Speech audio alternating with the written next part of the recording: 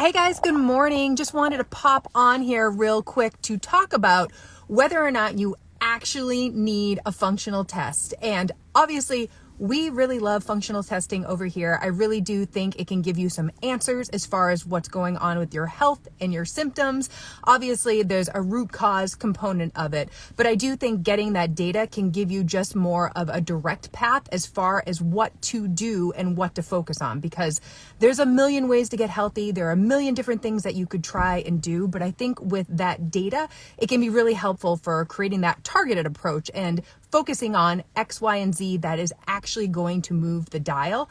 And I think another reason we really like it is that seeing those results on paper can be really motivating, because I don't think you always need a functional test. I think a lot of times you can start to make changes to your diet and lifestyle and habits and start to get really good results as far as improving your health goes. But sometimes seeing on a test that you have high estrogen, or you have high cortisol, or you have low potassium or low sodium, there are certain things that you can do and focus on as far as making improvements and getting better results. So I do think the testing can be helpful in that sense, that it just gives you things to work on, very specific things to work on that are actually going to move the dial.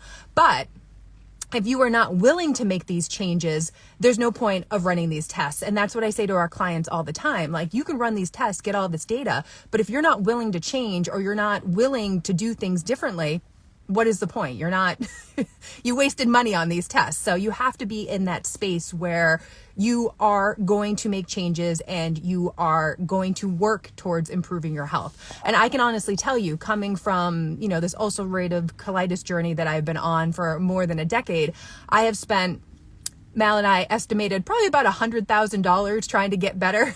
And I ran a million functional tests. I've run every single test on myself.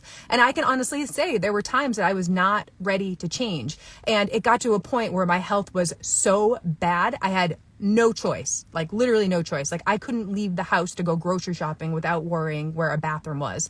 I was a mess. I call them my basement days, where I just stayed in my basement because I was so depressed and just I hated everything about life. I was so freaking sick.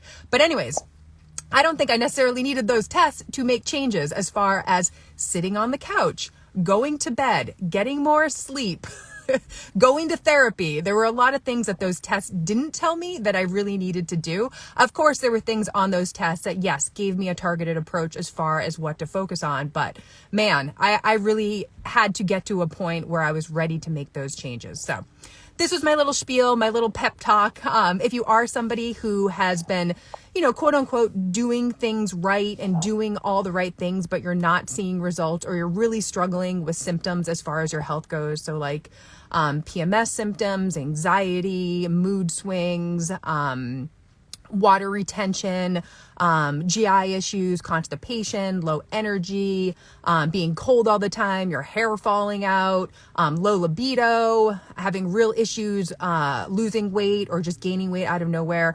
Yes, the testing can be really helpful, but I do think some of the foundations you can start at any point. You don't need a test to start eating better, sleeping more, managing stress, getting outside, walking, strength training, all of the things you can start at any point. You don't need a test to tell you to do them. All right, guys, I hope you enjoyed this ramble. I just wanted to say a few things about functional testing and just the willingness to change once you get those results. All right, guys, have a lovely day.